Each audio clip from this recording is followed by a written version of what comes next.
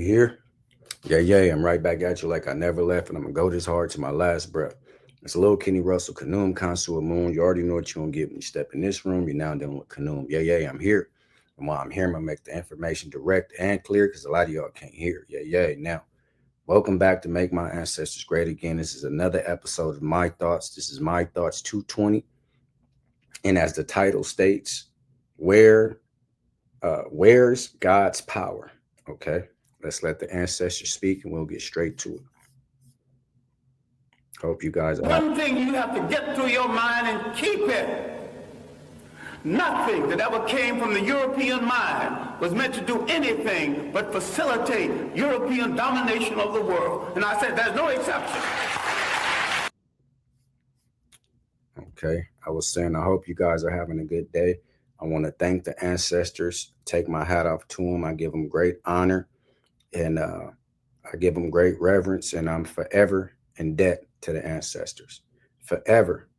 I'm in a lifelong debt to the ancestors for putting light on what I know today as my history, information that was held from me that I had to buy, painstakingly put thousands of man hours and years of my life into just to see the truth when I was taught the opposite of, in fact, what was truth. And the same thing for religion. It took me thousands upon thousands of man hours, years of studying, painstakingly, blood, sweat, and tears, as the analogy goes, to find out the truth. All religions are man-made. There's no ifs, ands, or buts about them. The ancestors had what's known, they call it mystery schools, the European, because it's a mystery to them. They had spiritual systems, okay? And I belong to a spiritual system, an African spiritual system that I practice, okay? That's what they had. They did not have religion. The European came on the scene and he wanted religion. The difference between religion and spirituality, if I can just do it in a nutshell, religion is the worship of man. Okay, like they tell you in religion, don't have an idol and a little man with a bird head on it and all this type of things. That's an idol or a statue, a little emblem. You see, religion says don't worship these type of things because those are idols. Okay, that's exactly what religion does. The idol is the image of the religion. So you have corporal, which is the ones you can see, and incorporeal, which is invisible. Yahweh in the Hebrew faith is incorporeal. You can't see him. In the Christianity faith, you have a corporal deity, Jesus the Christ. You can see him. He was said to be seen. He was real one day. Okay. Islam has an incorporeal, which means he's invisible. Allah. You hear me? So that's man-made religion. You worship a man-made and a man-created entity. Spirituality, you don't worship a man. You do not man worship. Now, if someone that's in a spiritual system want to use their spirituality and worship a physical man, they're doing it wrong, in my opinion. You see? So that's another discussion, but let's get into this. I'm going to show you. We're going to read 2 Kings 6. This is about a war that broke out in Israel. And God didn't have any power to stop the war or end the famine. Okay, so this is 2 Kings 6:24. And it's called Ben-Hadad besieges Samaria. We're going to, you can follow me. This is the New Living Translation that I'm going to let read. And let's look at it, and I'm going to give my commentary. Later, however, King Ben-Hadad of Aram mustered his entire army and besieged Samaria. Okay, a king besieged Samaria, whooped ass, took it over. Okay. And if you feel like you want to do something for me, like and subscribe because it won't cost you a fee. Okay. Let's continue. As a result, there was a great famine in the city. As a result, there was a great famine in the city. What does that mean? Food, water, all this type of stuff that you just have on a regular basis was depleted. When that war came through and this man beseeched the whole city, it took away the necessary daily things that you need to sustain yourself. It depleted all that. Your wheat, your barley, your food that you have out for eating and things of that nature, they were depleted. Okay, let's continue. The siege lasted so long that a donkey's head sold for 80 pieces of silver. The siege lasted for so long, okay, speaking about the famine, that a donkey head sold for 80 pieces of silver. You hear me? A donkey head. Now, you have to remember, a lot of people out here eat a lot of different things and they call it Southern or soul food because in slavery, you had to make do with whatever they gave you. So now some people make that type of stuff as a delicacy. But in these times, people weren't just eating donkey heads and things like that.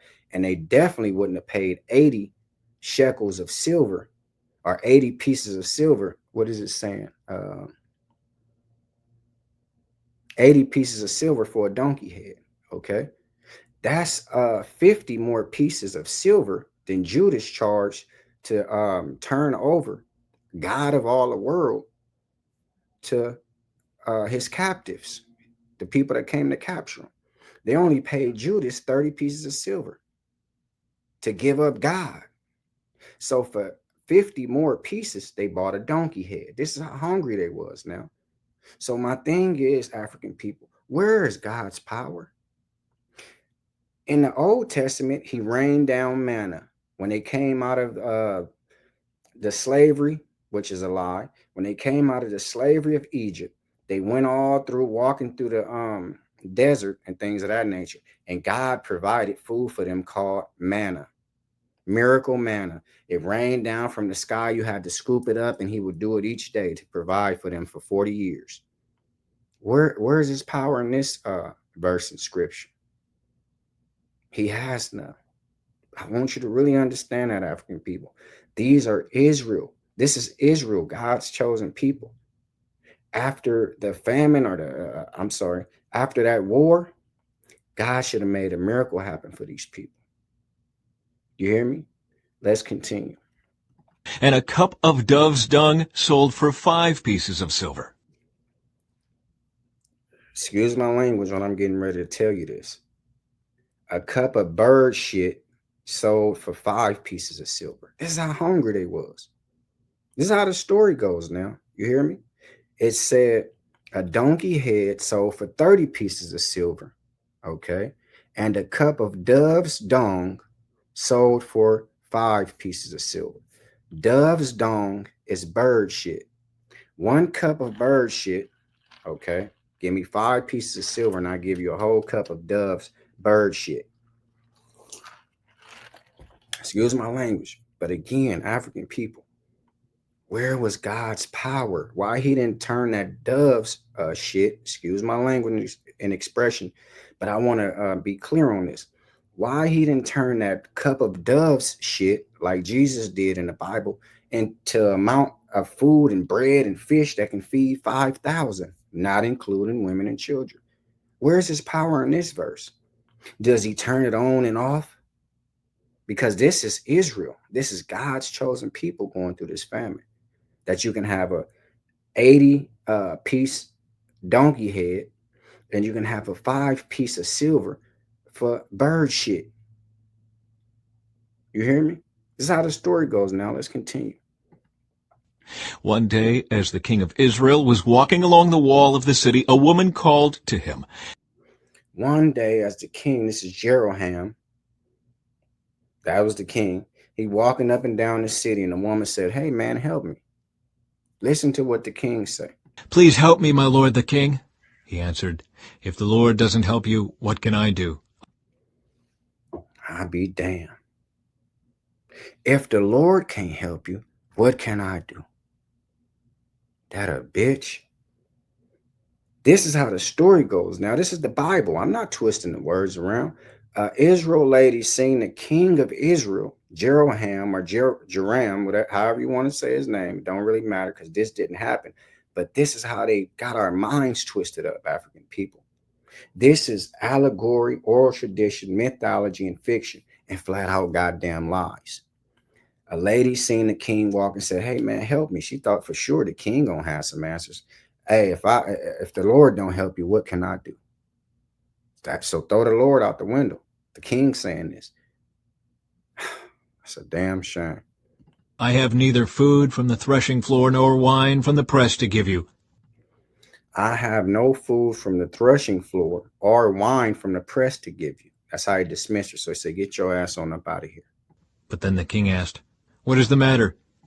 Then the king asked, "What's the matter? Why are you coming up to me like this? You know it's a famine going on. Shit, I can't even eat.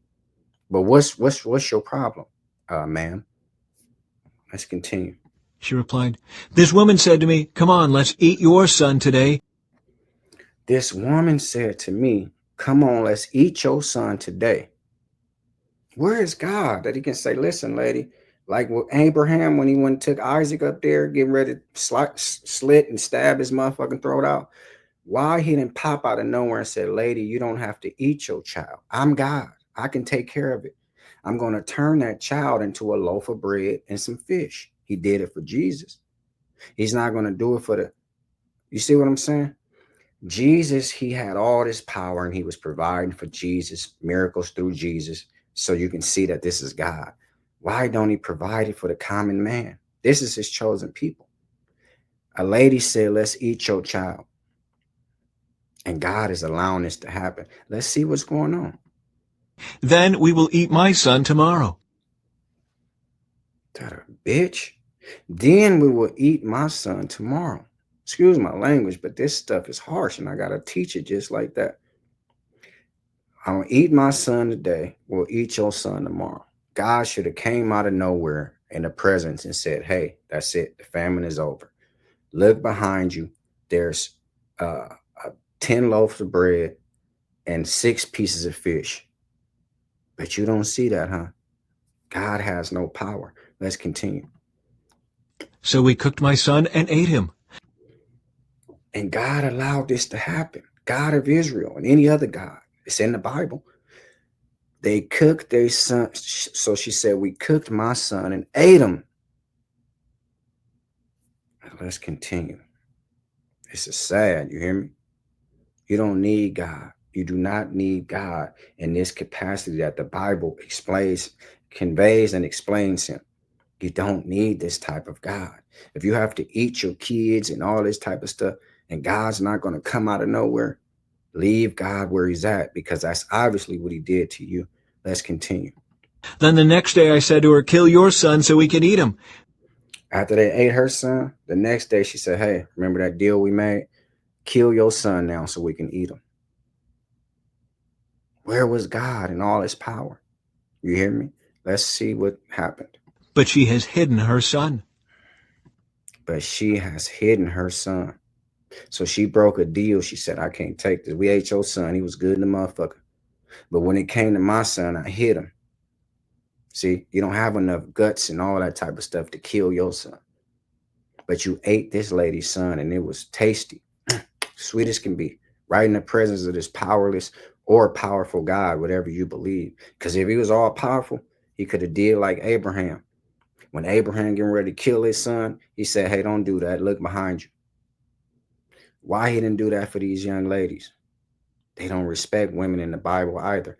But I'm just showing you African people, God has no power. Let's continue. When the king heard this, he tore his clothes in despair. And When the king heard this, he tore his clothes in despair. He's so goddamn mad, he tore his robe. as the king walked along the wall, the people could see that he was wearing burlap under his robe next to his skin. And as the people can see, he was wearing burlap under his robe, up under his skin. Okay, that I don't care about that. This concludes where was God's power. See, because the last couple of days I'm showing you that according to the Bible, I didn't make this up. God has no power, because when it's time for him to intervene and help people and do things in a proper manner with some integrity, moral respect, and just righteous decision making, he's nowhere to be found. But when it's time to kill a motherfucker, destroy the world, drown and kill everybody in Noah's Ark and all that silly shit, he can show up. And excuse my language, I'm being very frank, and I know it's not proper to discuss scripture and speak this type of language, but it angers me. And sometimes I don't know how to convey what I want to say without without blouting out profanity. Okay, see. So a lot of times I come on here, I try to be calm and things of that nature, but this is flat out ugly. It's flat out lies, and it's infected, and it has poisoned my people, the African people. It has poisoned European people to put them on a higher plateau than you, because you beg they God. The God looks like them. All the other characters looks like them in the Bible. The Hebrew Israelites come around and change it and say, oh no, all those were black people. All this stuff is oral tradition, allegory, mythology, and fiction, and flat out goddamn lies. That's my thoughts on the video. It's Lil Kenny Russell, Canoom, Consul Moon. You already know what you're going to get when you step in this room. You're now dealing with Canoom. This is what I do, and I love to do it. And before I take back what I said, I'll add some more to it. Like, share, subscribe, comment, and I thank you for watching. This video is not to take God away from you. This is to restore what was taken from you at the time religion was given to you, spirituality. Because anybody that's a grown man get dressed up with all them spikes and all that silly leather, and they look stupid. Yes, with disrespect to the Hebrew Israelites, dressing in clown clothing, looking like fools, cursing people out, calling the white man the devil, talking bad about women and this and that, yelling with loudspeakers like damn fools, and got women on my page defending them and saying, "Oh, I wish you can meet my brother so he can hear this crap." Go get your silly Hebrew Israelite brother. And you silly Christian preachers like Geno Jennings, he's a damn fool.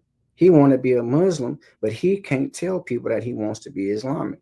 Separate the women from the men. Can't even sit with your wife at his church. All the women are wrapped up, looking crazy, looking like a pigeon, all wrapped up with just enough so you can see their eyes.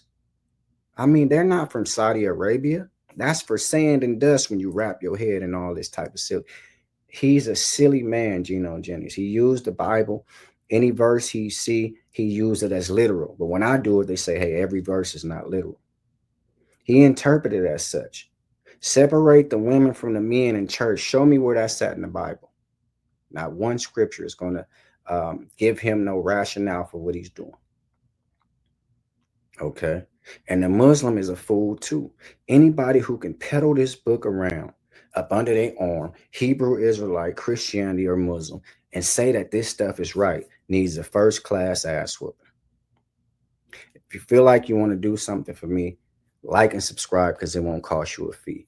Education and preparation is the first step to retaliation. You will never be able to get back at none of these lies until you sit down, educate yourself, and prepare yourself to make battle and wage war against nonsense. That's what I do every day on this channel. I'm waging war against foolishness. This is religious literature, and it's really need to be taken to the nearest garbage can. Okay. If anybody's offended by anything you heard, I'm in every word. Yeah, yeah.